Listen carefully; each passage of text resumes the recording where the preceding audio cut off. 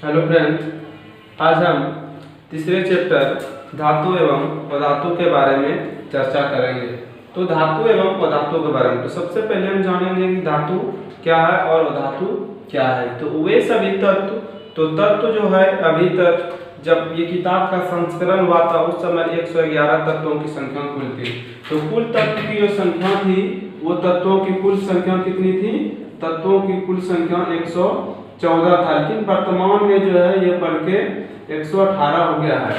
तो जब किताब का संस्करण हुआ था तो उस समय जो है तत्वों की कुल संख्या 114 थी, लेकिन अभी जो है फिलहाल ये बढ़ के 118 हो गई है। तो तत्व में ही उसके गुणों के आधार पर बांटकर धातु, अधातु एवं उपधातु में बांट दिया गया है। तो ये चैप्टर है धातु एवं अधातु के बारे में। तो सबसे पहले हम जानेंगे कि धातु क्या है।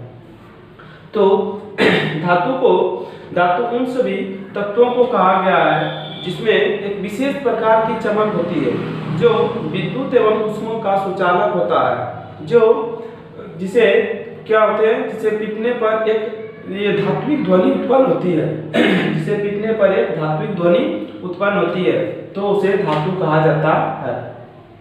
जैसे कि लोहा ले लिए, जिंक ले लिए, सोडियम, मैग्नीशियम, कैल्शियम, तो ये सभी धातु है, क्योंकि धातु का जो मुख्य गुण है विशेष प्रकार की चमक होती है, वह विद्युत एवं ऊष्मा का सुचालक होता है। तो ये सभी गुण यदि मौजूद हो तो वो क्या हो जाएगा?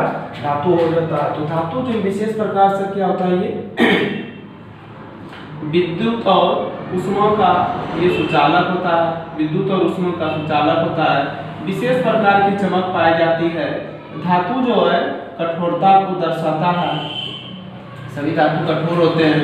उसके बाद आघातवर्तता का गुण दर्शाता है। आघातवर्त मतलब जिसे पीट कर चौड़ा कर सकते हैं, यह आघातवर्तता है ये सब। उसके बाद ये ध्वनि उत्पन्न करता है, धात्विक ध्वनि। तो ये सभी गुण जो है एक धातु के होते हैं, जो भी क्या होते हैं, विद्युत और ऊष्मा का सुचालक होता है, विशेष प्रकार का चमक होता है। उसके बाद एक कठोरता होता है, लेकिन जितने भी धातु है उसमें से सभी धातु कठोर होते हैं, लेकिन पारा को छोड़कर। पारा जो है कमरे के ताप पर द्रव अवस्था में पाए जाते हैं, इसको याद रखना है। ऑब्जेक्टिव क्वेश्चन में पूछा जाता है कि सब धातु क्या होते हैं? ठोस होते हैं, लेकिन ऐसे कौन सा धातु है जो कमरे के ताप पर द्रव अवस्था में पाए जाते हैं, तो इसको हमको याद रखना है। तो वो पारा है। पारा जो है ये द्रव अवस्था में पाए जाते हैं। पारा किस अवस्था में? ये द्रव अवस्था में पाए जाते हैं, इसको हमको याद रखना है। ऐसे कौन से धातु है जो कमरे के ताप पर द्रव अवस्था में पाए जाते हैं, तो वो पारा। तो अब जानेंगे, ये तो हो गया धातु के बारे में, तो जिसमें विशेष प्रकार की क्या हो, ये सभी गुण हो, सुचालक हो, चमक हो, कठोरता हो, आघातवर्तता हो, ध्वनि पाई जाती हो। तो ये मेरा क्या हो गया? धातु हो गया। लेकिन अब अधातु के बारे में जानेंगे। तो धातु किसे कहा जाता है? तो अधातु जिसमें धातु से जस्ट अपोजिट, जिसमें न तो विशेष प्रकार की चमक हो, नहीं वह विद्युत और ऊष्मा का सुचालक हो, नहीं उसमें कठोरता का गुण पाए जाते हो, नहीं उसमें विशेष प्रकार की ध्वनि निकलती हो, नहीं उसमें आघातवर्तता और तन्यता का गुण पाए जाते हो। तो इस प्रकार के गुण जो धातु में पाए जाते हैं, वो सारे गुण जब अधातु में नहीं पाए जाते हैं तो वो क्या पाए जाते हैं? तो उसे क्या कहा जाता है? अधातु कहा जाता है। तो हमको ये याद रखना है, अधातु।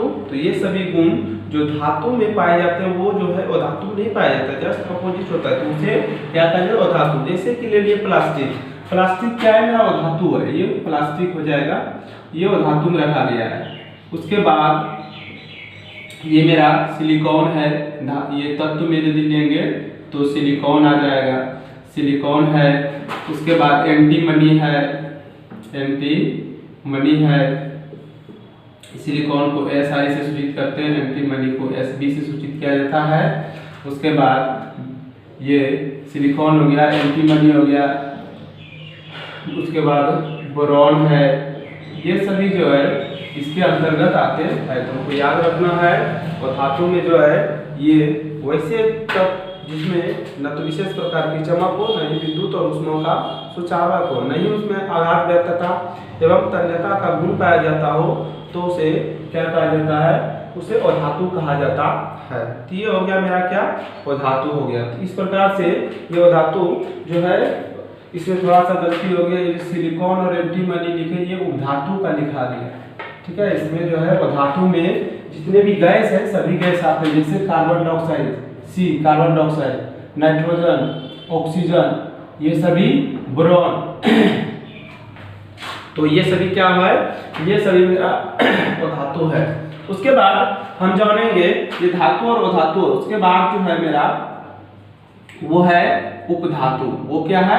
उपधातु। तो उपधातु किसे कहा जाता है? उपधातु तो जिसमें धातु एवं अधातु दोनों का गुण क्या हो, मौजूद हो, अर्थात गुण दोनों का मौजूद हो, तो उसे क्या कहा जाता है? तो उसे उपधातु कहा जाता है। मतलब दोनों का, धातु का भी गुण मौजूद होगा और थोड़ा उपधातु का भी गुण मौजूद होगा। तो वैसे तत्व जिसमें धातु एवं अधातु दोनों के गुण पाए जाते हो तो उसे क्या कहा जाता है? तो उसे उपधातु कहा जाता है। तो इसमें जो है मेरा जर्मेनियम सब है, जर्मेनियम होता है, सिलिकॉन होता है, आर्सेनिक होता है, इसमें आएगा जर्मेनियम, सिलिकॉन, आर्सेनिक, एंटीमनी। तो ये सभी क्या है? ये सभी मेरा उपधातु है। तो याद रखना इनको, उपधातु किसे कहा जाता है? तो जिसमें दोनों प्रकार के गुण पाए जाते हैं, जिसमें दोनों प्रकार के गुण पाए जाते हैं, अर्थात धातु के एवं अधातु के दोनों के जब गुण पाए जाते हैं तो उसे उपधातु कहा जाता है। जैसे में जर्मेनियम है, सिलिकॉन है, आर्सेनिक है, एंटीमनी है, ये सभी क्या उपधातु के अंतर्गत आते हैं। तो ये हुआ मेरा धातु, अधातु और उपधातु। तो इससे रिलेटेड क्वेश्चन जो ऑब्जेक्टिव पूछा जाता है, जो पहला क्वेश्चन था कि ऐसे कौन से धातु है जो द्रव अवस्था में पाए जाते हैं, तो वो एक ही है, वो क्या है? द्रव। क्वेश्चन पूछ देता है ऐसा कौन सा अधातु है, ऐसा कौन सा अधातु है, वो तो धातु से है, वो अधातु से, ऐसा कौन सा अधातु है? यदि धातु पूछा जाए कि द्रव अवस्था में पाए जाते हैं तो वो मेरा क्या था? पारा। पारा का दूसरा नाम होता है मरकरी। पारा का दूसरा नाम मरकरी से सूचित किया जाता है Hg से, याद रखना हमको। तो ऐसे कौन से धातु है जो द्रव अवस्था में पाया जाता है? वो पारा या मरकरी है, इसे Hg से सूचित किया जाता है। पूछते हैं कि ऐसा कौन सा सिर्फ अधातु है जो द्रव अवस्था में पाए जाते हैं और वो कौन है? तो द्रव अवस्था में पाए जाते धातु वो है ब्रोमीन। वो क्या है? ब्रोमीन है। इसे सूचित किया जाता है Br से। किससे? Br से। तो हमको याद रखना है धातु यदि पूछे कौन सा है तो वो मेरा आ जाएगा पारा या मरकरी, और पूछ देगा अधातु कौन है तो वो मेरा ब्रोमीन में आ जाएगा। तो ये क्वेश्चन जो है ऑब्जेक्टिव में बहुत बार एग्जाम में पूछा गया है। ये पीछे प्रीवियस एग्जाम जो है बिहार बोर्ड का, उसमें जो है बिहार बोर्ड में ये ऑब्जेक्टिव क्वेश्चन में पूछा गया है। बहुत बार क्वेश्चन ये पूछा गया है बिहार बोर्ड में, ये दोनों में से कोई एक। और जो ऑब्जेक्टिव इस जगह बताएंगे सभी इंपॉर्टेंट है। तो ये धातु धातु के बारे में और क्वेश्चन पूछ देता है ऐसा कौन सा वो धातु है, ऐसा कौन सा वो धातु है जो विद्युत का क्या है? सुचालक है। तो इसे हम जान चुके हैं विद्युत का जो सुचालक होता है वो केवल धातु होता है। धातु जितने भी है विद्युत का सुचालक, लेकिन जितने अधातु है ये सभी क्या होते हैं? विद्युत का सुचालक होता है। विद्युत इसमें प्रवाहित नहीं हो सकता है, लेकिन एक ऐसा धातु है जिसमें विद्युत का प्रवाहित हो सकता है, तो वो क्या है? ग्रेफाइट। तो याद रखना ऐसा कौन सा धातु है जिसमें विद्युत का चालन होता है, तो याद रखना वो क्या है? ग्रेफाइट है। वो क्या है? ग्रेफाइट। तो आपको याद रखना है ऐसे कौन से धातु है जिसमें विद्युत का सुचालन करता है, उसमें विद्युत प्रवाहित कर सकते हैं, तो वो मेरा धातु कौन है? ग्रेफाइट। ये जो है ये मेरा इंपॉर्टेंट क्वेश्चन है, ये बहुत बार एग्जाम में पूछा गया ऑब्जेक्टिव। तो ये धातु अधातु उपधातु के बारे में, इसी में से तत्व में से हम पढ़ेंगे थोड़ा सा निष्क्रिय गैस के बारे में। निष्क्रिय गैस है क्या? तो निष्क्रिय गैस क्या है? तो निष्क्रिय गैस या इसका दूसरा नाम है अक्रिय गैस। अक्रिय गैस या इसे इंग्लिश में बोला जाता है इनर्ट गैस। इंग्लिश में इसको बोलते हैं इनर्ट, INERT, इनर्ट गैस। इसे इनर्ट गैस कहा जाता है, यह अक्रिय गैस। तो ये क्या है? निष्क्रिय गैस, अक्रिय गैस, ये सभी। तो वैसे तत्व में इसको रखा गया है जिसके जो है बाह्यतम कक्षा में इलेक्ट्रॉनों की संख्या पूर्ण रूप से भरी हो, चाहे 2 हो, चाहे 8 हो, या जो भी हो। तो वैसे इलेक्ट्रॉन जिसके बाह्यतम कक्षाओं में, वैसे तत्व जिसके बाह्यतम कक्षाओं में पूर्ण रूप से कक्षा उसकी भरी हो तो उसे निष्क्रिय गैस कहते हैं, इसे अक्रियाशील, क्योंकि इसका जब बाह्यतम कक्षा भरी हुई है तो ये किसी भी तत्वों से क्या करता है, अधिक क्रियाशील नहीं रहता है, मतलब किसी तत्व से क्रिया करता ही नहीं है। तो इस प्रकार के इसे अक्रिय गैस कहा जाता है। निष्क्रिय मतलब निष्क्रिय, कोई काम ही नहीं है इसका, कोई क्रियाशील नहीं। क्यों? क्योंकि इसका बाह्यतम कक्षा भरा है। तो याद रखना हमको, निष्क्रिय गैस, अक्रिय गैस, ये भी ऑब्जेक्टिव क्वेश्चन में पूछा जाता है। 6 है, 6 का नाम याद रखना है तो पूछ देता है क्वेश्चन, इस निम्न में कौन निष्क्रिय गैस है या अक्रिय गैस है। हमको 6 का नाम याद रखना है। तो सबसे पहला जो है वो मेरा हीलियम है, दूसरा है नियोन, तीसरा है आर्गन, चौथा है क्रिप्टन पहले, उसके बाद पांचवा है जेनॉन Xe, और पांचवा है रेडॉन Rf। तो हमको याद रखना है ये जो है 6 निष्क्रिय गैस की संख्या है। तो निष्क्रिय गैस की कुल संख्या कितनी हो गया, ये हमको याद रखना है 6। तो इसका हीलियम का परमाणु संख्या 2, नियोन का होता है मेरा 10, आर्गन का 18, इसका हो जाता है 36, इसका 54 और इसका होता है 86। तो हमको याद रखना है। तो ये निष्क्रिय गैस की जो संख्या है ये मेरा याद रखना, टोटल कितना है, 6 है। तो क्वेश्चन यहाँ तक ही रहेगा, इतना नीचे नहीं जाएगा, इसी में से कोई दिया रहता है। क्वेश्चन बहुत बार ये जो क्वेश्चन पूछा गया है, ये क्वेश्चन जो है बहुत इंपॉर्टेंट है, ये पूछा गया है। निम्न में कौन निष्क्रिय गैस है? आपको ऑप्शन दिया जाएगा 4 को, जिसमें हीलियम ही रहेगा। शुरू में ही हीलियम है, हाइड्रोजन के बाद हीलियम है, तो ये हीलियम है, तो ये निष्क्रिय गैस है। तो वैसे तो निष्क्रिय गैस ये 6 है, 6 का भी नाम याद रखना हमको। तो वैसे गैस जिसके बाह्यतम कक्षा क्या हो, भरा हो, जैसे आप कर्मन टारगेट ये कर सकते हैं कि 2 भर गया, इसका बाह्यतम कक्षा पहले कक्षा में 2, फिर 8 चलता है 10, इसका फिर करेंगे 2 8 10 8 18, इसका बाह्यतम कक्षा भरा, इसका भी भरा है, सबका कंप्लीट है। जब सबका कंप्लीट है तो ये क्या है, इसका बैलेंस 0 हो गया, इसीलिए किसी से क्रियाशील नहीं करता है, इसीलिए इसे निष्क्रिय गैस कहा जाता है। तो हमको याद रखना है निष्क्रिय गैस की संख्या कितनी है। तो वो निष्क्रिय गैस की संख्या जो है टोटल 6 है, लेकिन इनमें से पूछते कि कौन निष्क्रिय गैस है, तो ये सभी नाम याद रखना, helium, neon, argon, krypton, xenon, radon. तो ये सभी जो है निष्क्रिय गैस के अंतर्गत आते हैं। तो अब जो है धातु एवं अधातु के भौतिक गुणों के बारे में चर्चा करेंगे कि धातु का क्या है और अधातु का, जो अभी डिफिनेशन समझे वही भौतिक गुण। तो भौतिक गुण क्या है, जिसे हम बाहरी चीज देख के बता सकते हैं, तो वो हो गया मेरा भौतिक गुण। और रासायनिक गुण जिसे बिना रिएक्शन किए पता नहीं चलता है कि एक रिएक्शन करने के बाद क्या हो जाता है, किससे किस में बदल जाता है, तो वो मेरा रिएक्शन हो जाता है, वो केमिकल प्रॉपर्टीज हो जाता है, रासायनिक गुण हो जाता है। लेकिन धातु में जो क्या है, उसका जो बाहरी चीज देख के बता देंगे, कठोर है, द्रव है, इस रूप में है, तो इसे हम कह सकते हैं क्या, तो ये धातु है और धातु है। सबसे पहले हम दोनों के धातु और धातु गुण जानने के लिए एक बीच में लकीर दे देंगे, इसका भौतिक गुण जो है धातु के और अधातु के निम्नलिखित है। जैसे बीच में एक लकीर देते हैं, यहाँ तक हम धातु एक साइड लिख देंगे, अधातु, धातु और अधातु तो लिख देंगे उसी तरह पॉइंट बाय पॉइंट में। तो ये भी क्वेश्चन बहुत बार इसके धातु के भौतिक और रासायनिक गुण, धातु के भौतिक गुण और रासायनिक गुण। तो ये मेरा जो है धातु के भौतिक गुण है, भौतिक गुण। तो ये मेरा धातु का कौन सा गुण है, ये मेरा भौतिक गुण है। तो अभी जो हम इसका डेफिनेशन जो दिए उसी में से ये भौतिक गुण है, मतलब इसको देख के बता सकते हैं। तो पहला लिख देंगे कि धातु में विशेष प्रकार की चमक होती है, हो गया। और दूसरा लिखेंगे धातु में विशेष प्रकार की चमक नहीं होती है, धातु में विशेष प्रकार की चमक नहीं होती है। अपवाद में आयोडीन को छोड़कर, आयोडीन क्या है, वो धातु है, आयोडीन क्या है, इसमें जो है विशेष प्रकार की चमक होती है, धातु में विशेष प्रकार की चमक होती है, इसमें जो है चमक नहीं होती है। लेकिन अपवाद में जो है मेरा वो क्या है, आयोडीन है, अपवाद में क्या है, आयोडीन, आयोडीन।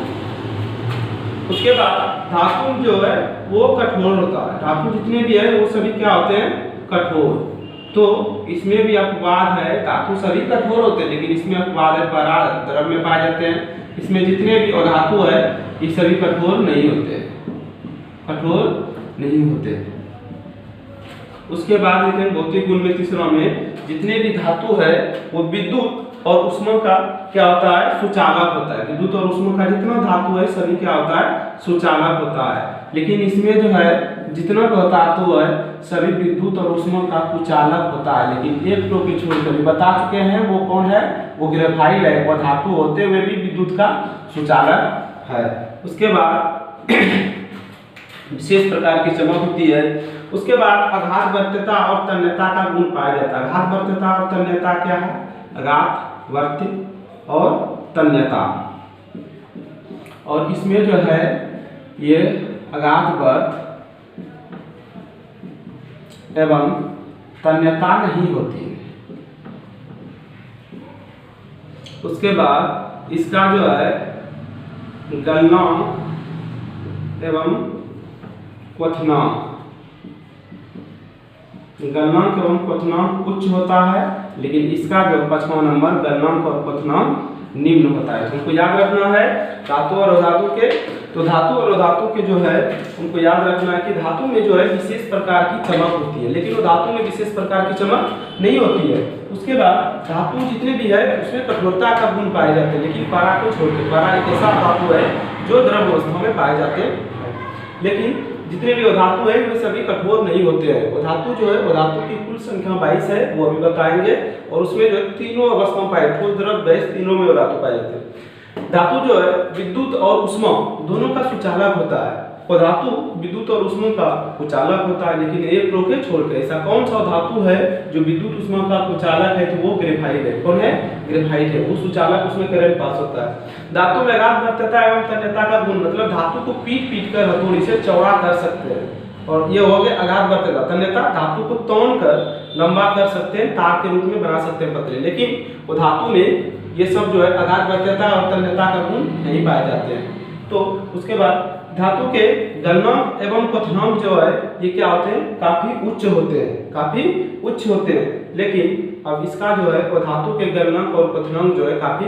निम्न होते हैं। इस प्रकार से ये धातु और अधातु के भौतिक गुण हुआ 5, तो इसको याद रखना है कि धातु और अधातु के जो है भौतिक गुण ये 5 है। उसके बाद जो है अब ये रासायनिक गुण है, 5 रासायनिक गुण इसमें है। ये धातु और अधातु के भौतिक गुण हुए, अब रासायनिक गुण भी हमको इसका जानना है।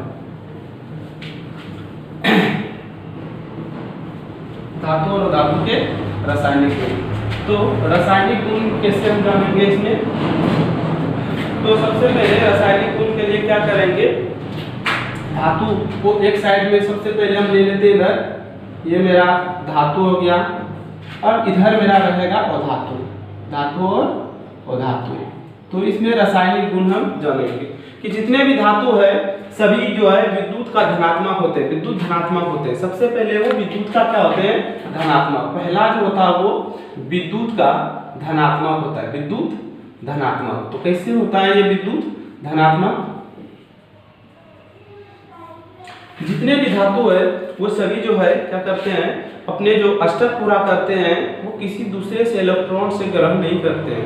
ये जो इसकी संयोजकता होती है पॉजिटिव में होती है, क्यों, क्योंकि अपना अष्टक पूरा करने के लिए किसी से इलेक्ट्रॉन ग्रहण नहीं करते हैं, बशर्ते उल्टी ये किसी को इलेक्ट्रॉन अपना दान में देते हैं। जो जितने दान में देते हैं वही इस पे आप ये जो है आवेश के रूप में लिखा जाता है। जैसे कि सोडियम का ले लेते हैं, सोडियम जैसे इसमें आ जाएगा मेरा, तो सोडियम जैसे लेते हैं तो सोडियम क्या है, Na है। सोडियम का जो हम जानते हैं, सोडियम हो गया 11 है, मैग्नीशियम का परमाणु संख्या 12 है, एल्युमिनियम का कितना है 13। तो सोडियम का परमाणु संख्या संख्या निकालेंगे पहली कक्षा में 2, फिर 8 10 1, इसका 2 8 2 2 8 10 3 13, इसके बाह्यतम कक्षा में 1 2 3। तो वैसे तक जिसके बाह्यतम कक्षा में इलेक्ट्रॉनों की संख्या 1 2 3 रहे तो उसे धातु कहते हैं, और जिसमें 4 है तो उसे उपधातु कहते हैं, और जिसके बाह्यतम कक्षा में इलेक्ट्रॉनों की संख्या 5 6 7 रहे तो उसे अधातु कहते हैं। जिसके बाह्यतम कक्षा में इलेक्ट्रॉन की संख्या केवल 8 रहे, पूरा भरा हो, तो उसे इनर्ट गैस कहा जाता है। तो ये भी हमको याद रखना 1 2 3। तो सोडियम 1 इलेक्ट्रॉन दान कर रहा है, 1 प्लस दिखाया, मैग्नीशियम 2 ठो करेगा दान, Mg2 प्लस दिखाया, एल्युमिनियम 3 ठो करेगा, Al 3 प्लस दिखाया। इस प्रकार से पहला रासायनिक गुण जो इसका है तो हमको याद रखना है, पहला क्या हो गया कि जितने भी धातु होते हैं वो विद्युत का धनात्मक, विद्युत धनात्मक होते हैं। जैसे कि ऐसे क्यों प्लस कर देता है, और जितने भी धातु है मेरा, जितने भी वो धातु है वो विद्युत का ऋणात्मक होते हैं, विद्युत ऋणात्मक होते हैं। अब कैसे ऋणात्मक होते हैं, तो तो हम जानते हैं विद्युत का ऋणात्मक कैसे होते हैं, क्योंकि ये अपना स्टेप पूरा करने के लिए दूसरे से इलेक्ट्रॉन ग्रहण करते हैं। जैसे कि हम जानते हैं कि इसका ले लेते हैं क्लोरीन का। क्लोरीन का परमाणु संख्या होता है 17।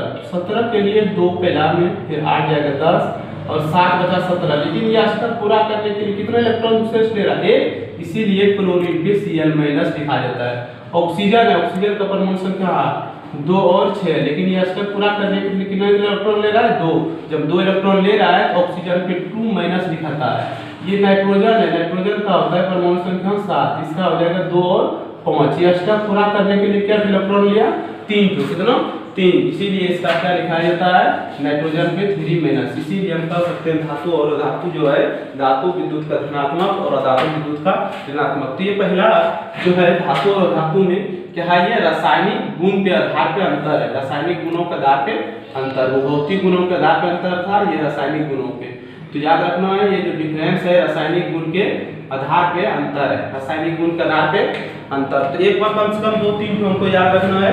दूसरा जो है, जितने भी धातु है वो ऑक्सीजन से विक्रिया करके धात्विक ऑक्साइड बनाता है। धात्विक ऑक्साइड जैसे कि धातु ले लिए मैग्नीशियम, ऑक्सीजन से विक्रिया करेगा वो, तो क्या बन जाएगा, MgO, मैग्नीशियम ऑक्साइड। संतुलित करने के लिए तो आपको याद रखना है जितने भी धातु है वो ऑक्सीजन से विक्रिया करके धात्विक ऑक्साइड बनाता है, धात्विक ऑक्साइड बनाता है। और इसमें भी जो है जितने वो धातु है वो भी ऑक्सीजन से विक्रिया करके और धात्विक, ये बनाया धातु है तो धात्विक ऑक्साइड, और ये धातु है तो अधात्विक ऑक्साइड बनाता है। बशर्ते इसकी जो प्रकृति होती है वो होती है क्षारीय, और इसकी जो प्रकृति होती है वो धातु का ये हो जाता है अम्लीय। इसको हमको याद रखना है। उसके बाद तीसरा पढ़ेंगे, इसमें तीसरा जो है जितने भी धातु है, जैसे कि वो जल से विक्रिया करके, जितने भी धातु है वो जल से विक्रिया करके क्या बना लेते हैं, क्षारीय गुण बनाते हैं, हाइड्रोक्साइड बना लेता है, हाइड्रोक्साइड, ऑक्साइड या हाइड्रोक्साइड, और हाइड्रोजन गैस मुक्त करता है। जैसे कि ये मेरा सोडियम क्या है, ये धातु है, जल से विक्रिया कर लिया NaOH बन गया और प्लस H2 गैस, ये गैस मुक्त कर दिया, ये क्या है, सोडियम हाइड्रोक्साइड। तो हाइड्रोक्साइड बनाता है, हाइड्रोक्साइड बनाता है। तो ये जितने भी धातु है ये जल से विक्रिया करके हाइड्रोक्साइड बनाता, ये हाइड्रोजन गैस मुक्त करता, और ये जो है वो धातु जल से अभिक्रिया नहीं करती, इसलिए इसमें लिखा जाता है नो रिएक्शन, नो रिएक्शन, विक्रिया नहीं करती। तो हमको याद रखना है धातु और धातु के रासायनिक गुण, ये बहुत इंपॉर्टेंट पॉइंट है। अगली एग्जाम में ये क्वेश्चन अगले बार में पूछा गया है 2019 में, ये क्वेश्चन दोनों में धातु और धातु के रासायनिक गुणों को अंतर लिखें, और यह धातु और धातु के भौतिक गुणों के, भौतिक गुण तो आसान है, तो इसमें हमको याद रखना है जितने भी धातु है वो विद्युत का धनात्मक होते हैं, Na+ Mg2+ ये, और जितने वो धातु है विद्युत का ऋणात्मक होते हैं। उसके बाद है जितने धातु है वो ऑक्सीजन से विक्रिया करके, धातु ऑक्सीजन से विक्रिया करके धात्विक ऑक्साइड बनाते हैं, और जितने वो धातु है वो ऑक्सीजन से विक्रिया करके और धात्विक ऑक्साइड बनाते हैं। उसके बाद धातु जो है जल के साथ अभिक्रिया करके, धातु जल के साथ अभिक्रिया करके क्या बनाते हैं, हाइड्रोक्साइड बनाते हैं और हाइड्रोजन गैस मुक्त करते हैं। उसके बाद ये जो है वो धातु है वो प्रायः क्या करते हैं, जल से विक्रिया नहीं करते हैं। 1-2 ऐसा धातु है जो जल से विक्रिया करते हैं, प्रायः वो जल से विक्रिया नहीं करते, इसलिए इसमें नो रिएक्शन लिखा है, मतलब वो धातु जल के साथ अभिक्रिया नहीं करते हैं। तो थोड़ा सा भूल गए थे बताने के लिए कि ये धातु जो है इसकी कुल संख्या कितनी है, धातु की हमको याद रखना है। टोटल तो ऐसे तत्व है 114, उसमें जो धातु जो है 22 है, कितना है, धातु की संख्या, कुल संख्या हमको याद रखना कितना है, 22 धातु। तो ये धातु जो है प्राय तीनों अवस्थाओं में पाए जाते हैं, ठोस में भी, द्रव में भी और ये गैस में भी, तीनों अवस्थाओं में ये पाए जाते हैं। तो हमको याद रखना है किस में पाए जाते हैं। तो इसका ट्रिक है, वो धातु जो है कुल संख्या 22 है और इसमें 22 में तीनों अवस्था में पाए जाते हैं। तो हमको एक ट्रिक से इसको याद रखना है, 10 और 1 इसमें दे देना है, तो जोड़ के कितना हो गया, 11, 10, 1, 11, भूल गया मेरा टोटल 22। तो हमको याद रखना है 10 तो ऐसे कितने धातु है जो ठोस अवस्था में पाए जाते हैं, वो 10 ऐसे कितने धातु है जो द्रव अवस्था में वो केवल 1 पाए जाते हैं, और कितने गैसीय अवस्था में 11। ये क्वेश्चन ऑब्जेक्टिव में पूछा जाता है, और धातु की कुल संख्या कितनी है 22, कितने धातु है जो ठोस में 10, द्रव में। तो ये क्वेश्चन पूछा जाता है, ऐसे कौन सा धातु है, एक ही है जो द्रव अवस्था में पाया जाता है बता चुके हैं वो क्या है, ब्रोमीन। धातु पूछे तो परा। तो ये द्रव अवस्था में जो धातु है ये यही है वो धातु ब्रोमीन, जो धातु जो द्रव अवस्था में पाए जाते हैं। एक स्पेशल और टोटल ठोस द्रव ये सब तो याद रखना है। धातु टोटल 22 है, ठोस द्रव 10। तो ठोस में 10, 1 और 11। इस प्रकार से ये धातु की कुल संख्या है। अगले वीडियो में हम जो है इसके आगे टॉपिक के बारे में चर्चा करेंगे। Thank you.